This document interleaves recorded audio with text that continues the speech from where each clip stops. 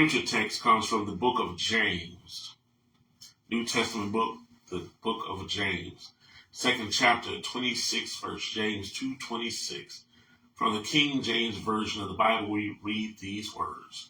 For as the body without the spirit is dead, so faith without works is dead also. Let me say that again. For as the body without the spirit is dead, so faith without works is dead also. Just want to talk to you from a simple topic this morning.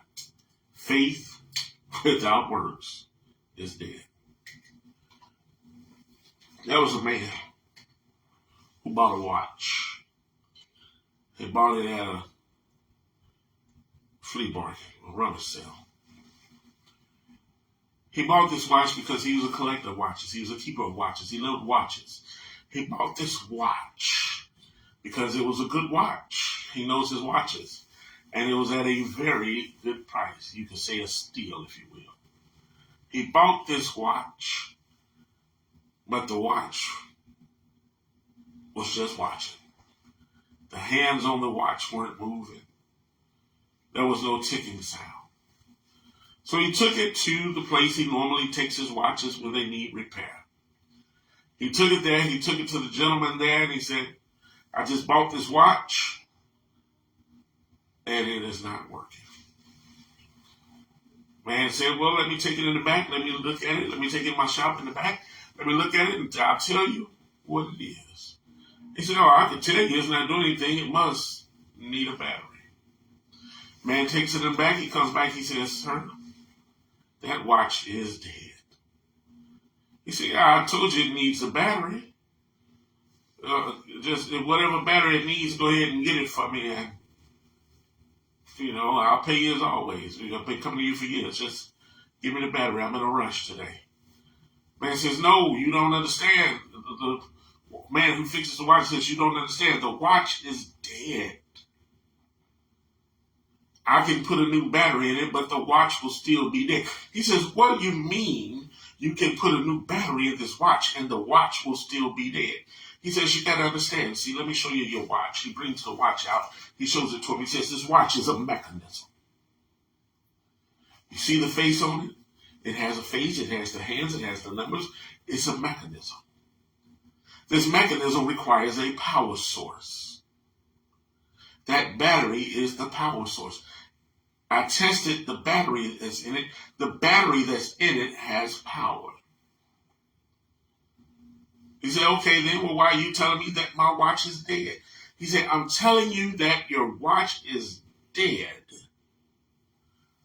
because your watch has no functioning parts. There's no function in it. The gears that are supposed to be in there are not there. Without the gears and the connections making moves, the watch is dead. He said, if it don't work, it's dead. There's no functionality about it. It's dead. The only thing I can do is put some function to it, put some gears to it, put some connections to it, and then it will come alive. Oh, I can take it home right there, y'all, from that little story. I can take it on home, but I need to give you a little something more than that. In Genesis 2:7, it says, and the Lord God formed man of the dust of the earth and breathed into his nostrils the breath of life, and man became a living soul. The triune being had determined they would make man in their image and in their likeness. And so God formed of the dust of the ground, the dust of the earth, the dirt, a man, a creature, a being, humanity. But until he breathed into the nostrils of humanity, until he put functionality in humanity. But see, the man laying on that hill was a mechanism. God was the power source. But until there was something breathing, neshama is the word they use in the Hebrew text, neshama, until there was spirit, until there was breath, until there was oxygen, man was dead. But once God breathed into them, man then had that third part and was alive. There are 78 organs in the human body, 5 of which are vital to survival. The brain, the heart, the kidneys, the lungs, the liver, they're vital to survival. These, in the body, in the human body, there are 5 main types of vessels: arteries, arterioles, veins, venules, and capillaries. The pump that is responsible for the movement of the blood through the body is the heart. And let me give you the short version of how the heart does what it does. With each heartbeat, the heart sends blood throughout our bodies, carrying oxygen to cells and tissue. After delivering the oxygen depleted blood returns to the heart.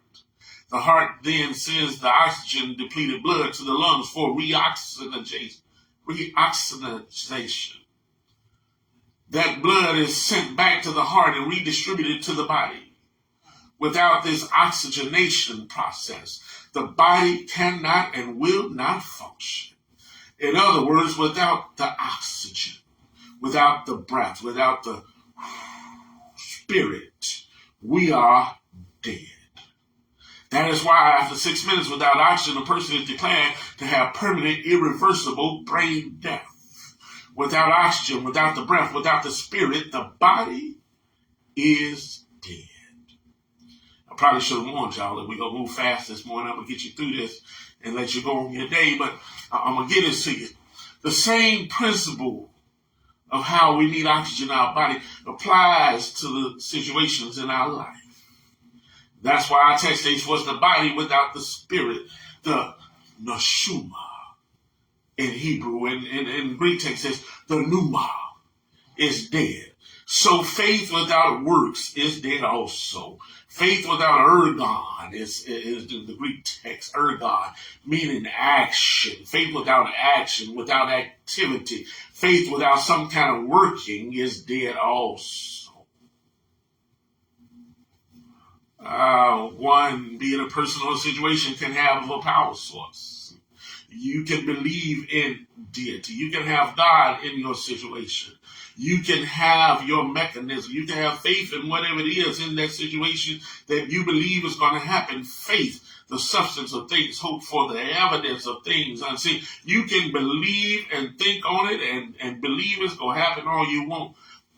But because there is no functionality, because there is no spirit, no life, no breath, no works, that person or situation is considered dead. Faith without works is dead. I come to tell you this morning, you can have your divine being, you can have your faith, but if you ain't doing nothing, Mighty Clouds of Joy said, if you make one step, he'll make two, because it ain't no limit what God can do. He said, if you go, don't worry about yourself. All you have to do is make a step. I don't know what it is that you need this morning. Only you know what you need today. Only you know if you need a power source. Only you need to know. Only you know if you need a mechanism. Only you know if you need some gifts. Only you know what you need. But I'm going to see if I can help you out a little bit in finding these things. Because I can tell you that if you need a power source, I know a man who can and will lift you up from a dead level. He is the Lion of the tribe of Judah. He is able to do exceedingly abundantly above all that you can ask or even think. He has never needed recharging. He has never needed rebooting. He has never needed reconnecting. He's always had all power. He's always been all power. He is all power, and he always will be all power. Oh, I don't know what you might call him by, but I call him God. If you need faith, let me tell you, Jesus was talking with his disciples one day, and he was teaching them, and they asked him, he said, Lord, increase our faith. Jesus said, if you have faith about the size of a mustard seed or a poppy seed, I know most people are not familiar with a mustard seed or a poppy seed, you can tell that sycamore tree to uproot itself and jump in the sea, and it will do just what you said. In other words, Jesus said it don't take a lot to make a lot happen. All you got to do is do a little bit. And make it happen. Yeah, but let me say about you real quick about this sycamore tree. Let me give you the significance of Jesus saying the sycamore tree. Sycamore tree roots don't grow deep. They barely go anywhere downward into the earth. They pretty much go outward. Sycamore tree roots are known for destroying walkways, foundations, and water conduits because they don't go deep. They just go out. They destroy everything that they come in contact with on the surface. You got some stuff in your life. You got a sycamore tree somewhere in your life that's doing in your situations. It's tearing up your walkway. That sycamore tree is tearing up your foundation of what you're trying to build. You trying to get some things moved, and that sycamore tree is blocking the way, tearing up that conduit. Well, if you just have a little faith, you can tell that sycamore tree, whatever it is, whoever it is, get out of my way, and it will have to move. But back to cliche at hand. Let's get back to this message. I talked about the power source. My God. I talked about faith, that mechanism. But that works part, the function, those gears that got to connect and come together and make things happen, that working part, that's going to have to come from you. See, your power can come from deity, Allah, God, whatever you want to believe in, whoever you want to believe in. I don't care. Well, I do care who you believe in. I was going to say something else. Whoever it is you choose to believe in or whatever you choose to believe in for your power source, believe. As long as you're getting good power and on your way to heaven, that's what matters. You can have all the faith in the world.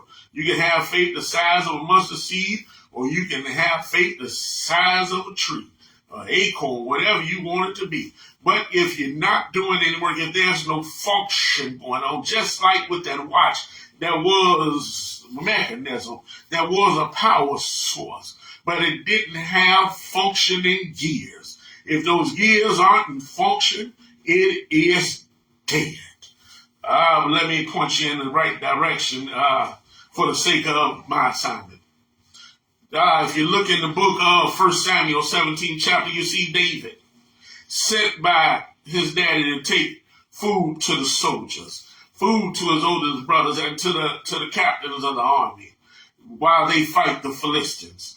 While he's there, a giant comes out named Goliath and starts to challenge the people of God.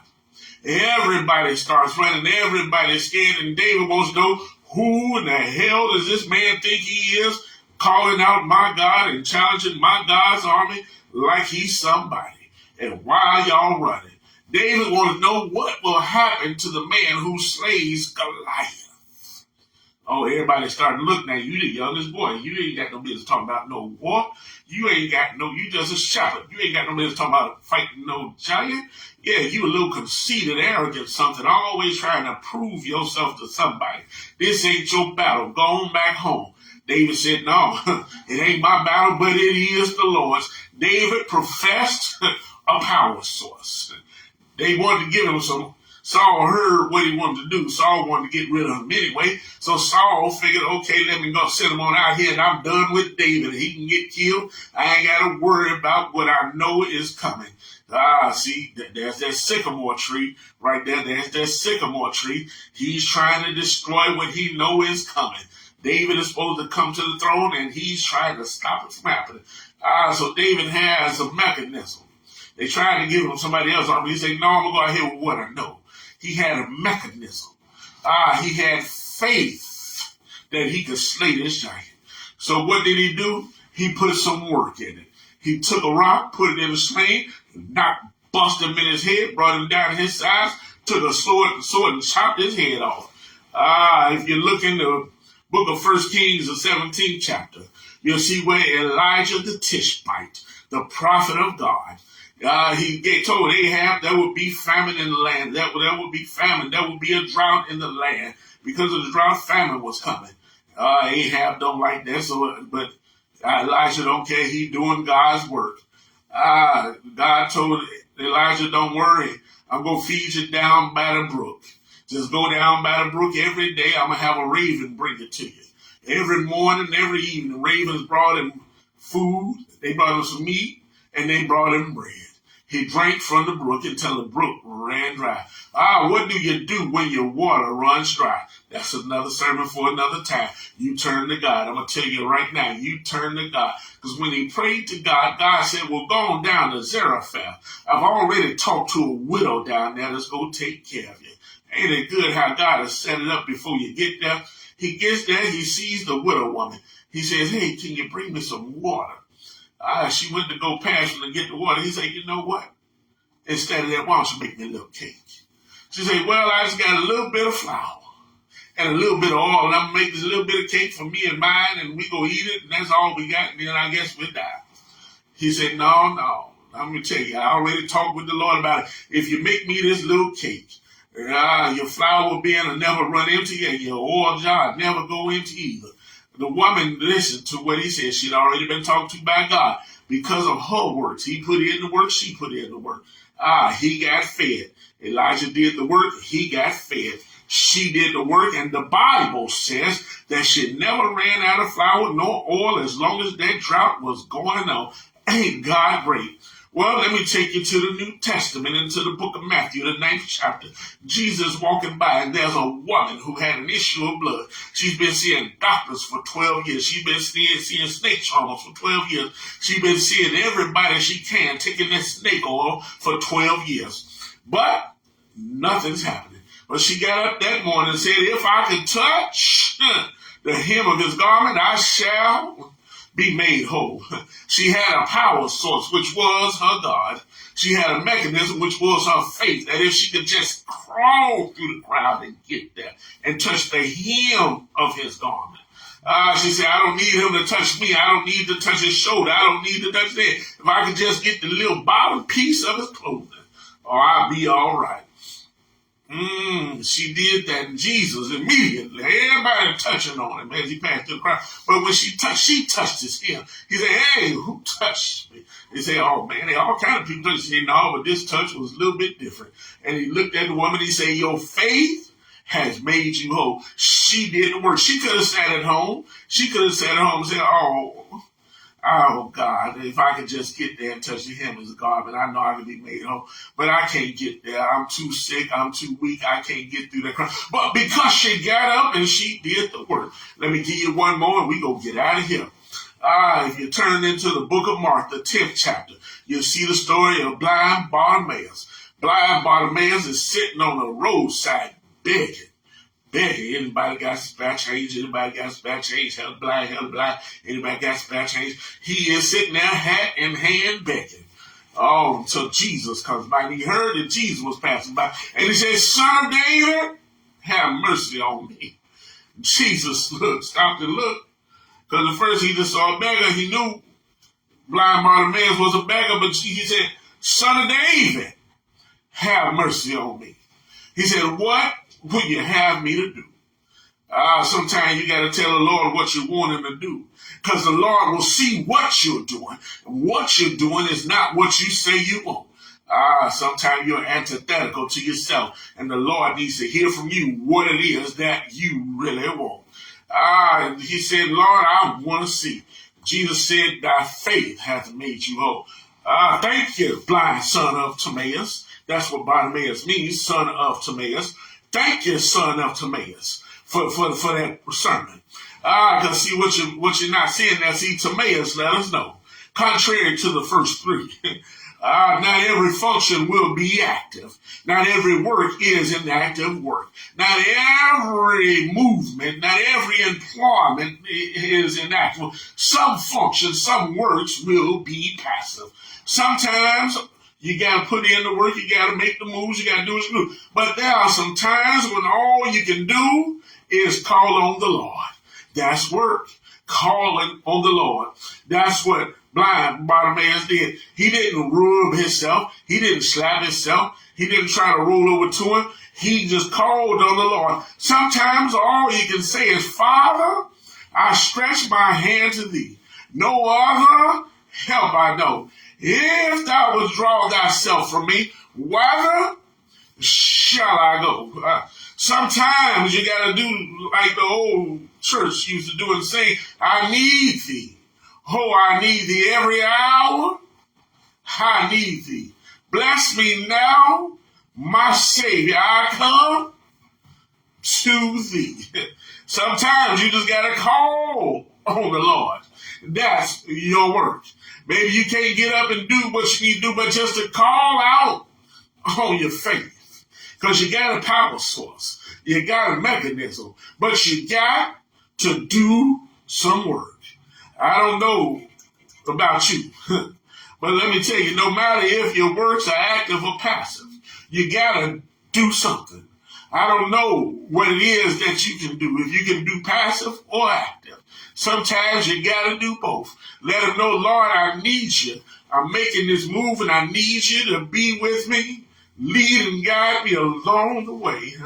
But you got to do something instead of sitting and sulking or whining and waddling. Faith without works is dead. And I come to tell you, if you serve my God is not the God of the dead. He's the God of the living. Be blessed, my brothers. Be blessed, my sisters. I love you. God loves you. Ain't a dadgum thing you can do about it.